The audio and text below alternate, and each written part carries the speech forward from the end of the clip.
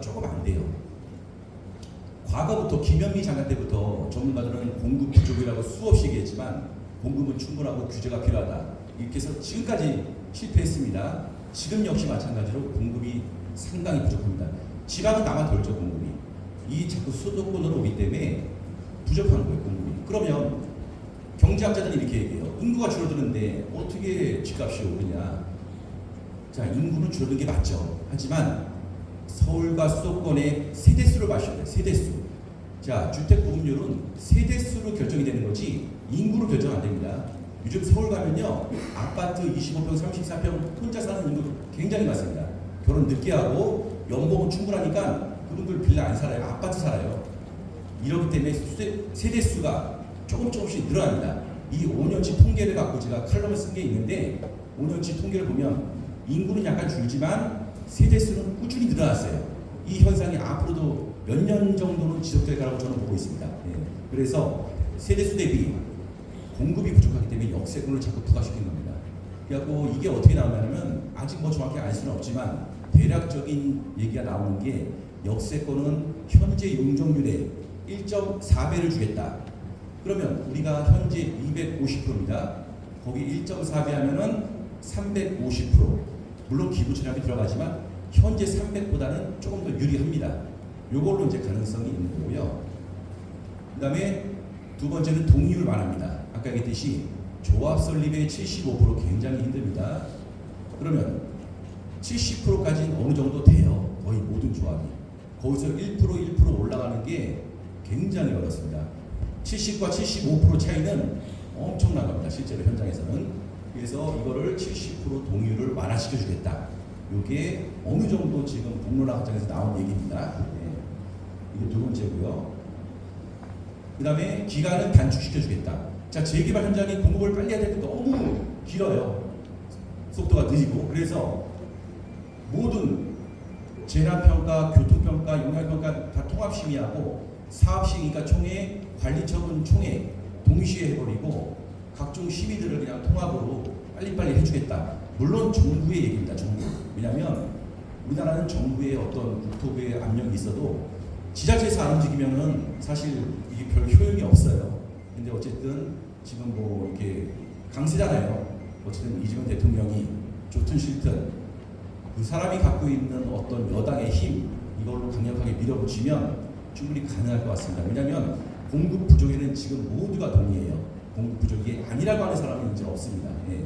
그렇기 때문에 가장 중요한 속도를 단축시켜주고 동률을 완화시켜서 빠르게 사업을 해주고 용적률을 상승시켜서 이득을 줘서 재개발이 빨리 될 수 있도록 하는 게 역세권의 혜택입니다.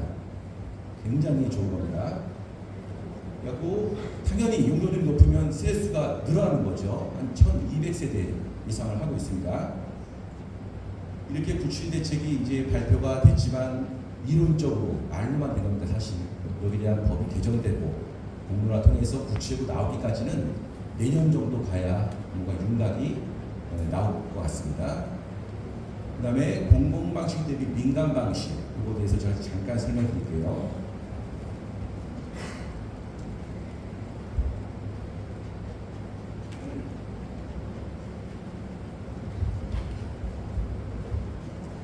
제가 공직자로 4년이지 않습니까? 4년. 그리고 막 안양도시공사, GH, 경기도시공사, LH 이분들을 좀 알아요. 사실 개인적으로도 알고 제가 느낀 거는 이제 공무원식은 사실 굉장히 느려요. 본인들은 빠르다고 얘기하지만 이 공무원 특성상 빠를 수가 없습니다. 제가 공무원이라도 느릴 수밖에 없어요. 모든 걸 완벽하게 돌다리를 두드리고 해야지 손해볼 필요가 없거든요. 예. 자, 보시면 LH 공공방식의 재개발 일부에서 이런 말이 나왔기 때문에 제가 설명드린 겁니다. 그 다음에 우리 조합 방식의 민간 재개발을 보시면 자, 용적률은 공공이 좀 높아요. 네, 공공의 혜택이 있습니다. 민간보다. 그러면 여기 따른 총 세대수 이게 공공은 1300에서 1500세대 우리 조합 방식은 1100에서 1200세대 겉으로 볼 때는 굉장히 좋은 것 같죠. 공공이. 자, 조합원 수 520명 똑같습니다. 일반 분양 세대수를 보세요. 공공은 500에서 600세대 조합 방식은 550에서 600세대. 일반 분양은 우리가 더 많아요. 조합 방식은. 자, 왜 그럴까요? 또 밑에 보시면 기부 체납이 임대 아파트가 공공은 굉장히 많이 들어가죠.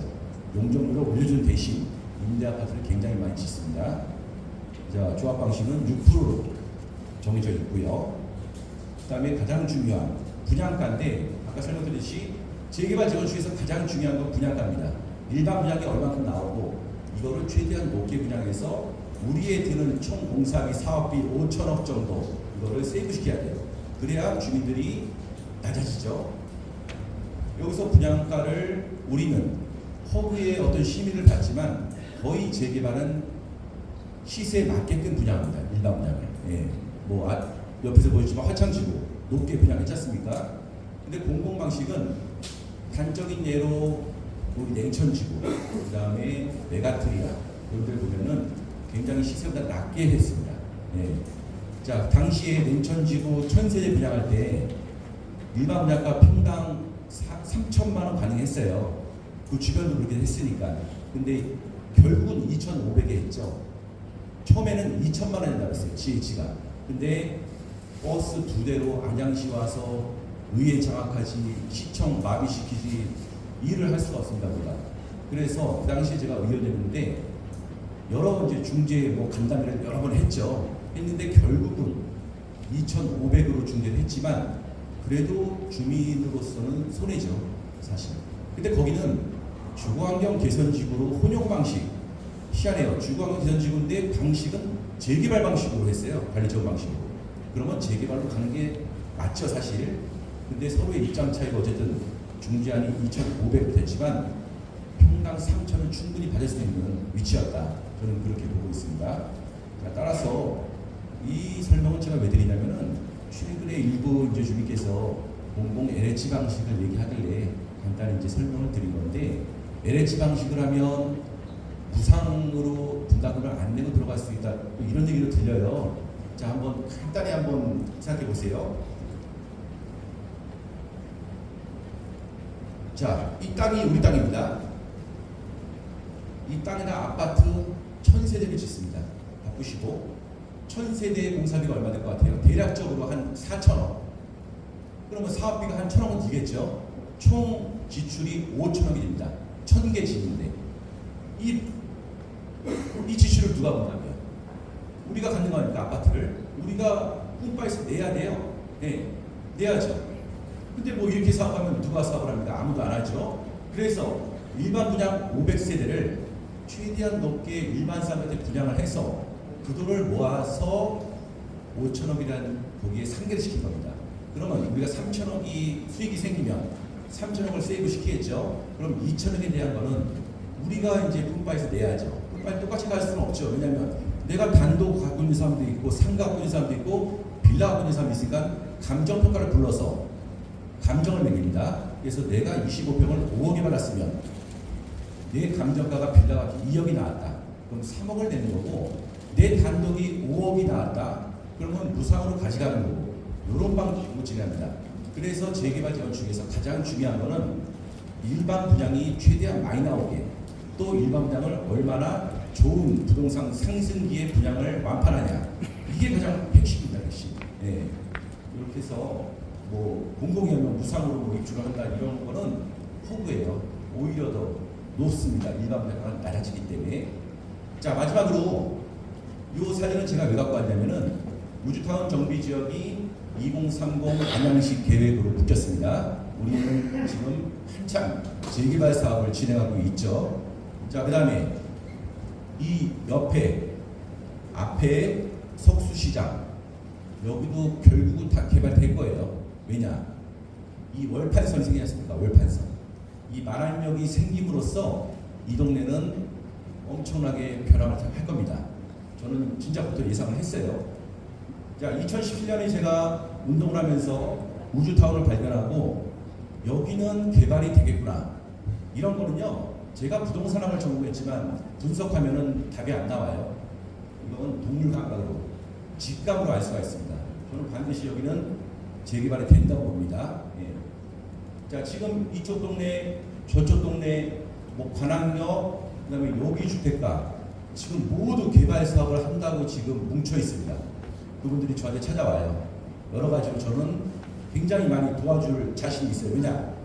우리가 결국 성공하기 위해서는 이 만한령을 기점으로 모두가 재개발이 되고 개발 사업이 돼야 하나의 시너지 효과가 나고 굉장히 도움이 됩니다. 자, 결국에는 우리 기자들도 봤지만 언론에서 만한령을 기점으로 이 석수 이동이 총 1만 세대의 어떤 자족 형태의 도시로 형성된다. 이런 거를 언론에 풀어주고 하면은 우리 구역은 안양권역이 아닌 이 광명권, 그다음에 옆에 서울 금천구권 이런 쪽으로 편입해서 아주 퀄리티 있는 그런 동네가 형성될 수 있거든요. 그래서 저는 여기만 보는 게 아니라 여기서 하시는 분들 제가 정말 가진 역량으로 최대한 도와드리고 싶어요. 그래야 우리가 성공할 수 있습니다. 자, 만한역이 생기는 게 우리한테는 신의 한 수입니다. 이게 2029년 1월에 오픈합니다. 만한역이. 이게 개통되면 우리는 2030년에 이주를 하면 돼요. 그 다음에 2031년에 일반 분양 가장 중요한 걸 완판에 치면 됩니다. 그 다음에 3년 공사하고 입주를 하면 되는 거죠. 자, 그래서 오늘 이제 김선아 의원이 못 오셨지만 김선아 전 의장이 만한역을 밀어붙여서 만든 겁니다. 사실 굉장히 그분은 이 동네에서 역할을 많이 했어요. 제가 눈으로 봤거든요. 그 당시에. 이거는 의회에서 부결될 뻔했어요. 20명의 의원들이 절반 이상은 여기는 필요 없다. 아니 우리가 왜 1,400을 들여서 여기 역을 만들어? 다 이런 분위기였습니다. 근데 가까스로 통과돼서 이 동네는 앞으로 10년 후면 엄청난 변화를 겪고 좋아질 겁니다. 이거에 편승해서 우리가 함께 정말 내 재산을 지킨다. 이런 일념으로 함께 해주셨으면 좋겠습니다. 저는 이만 마치고요.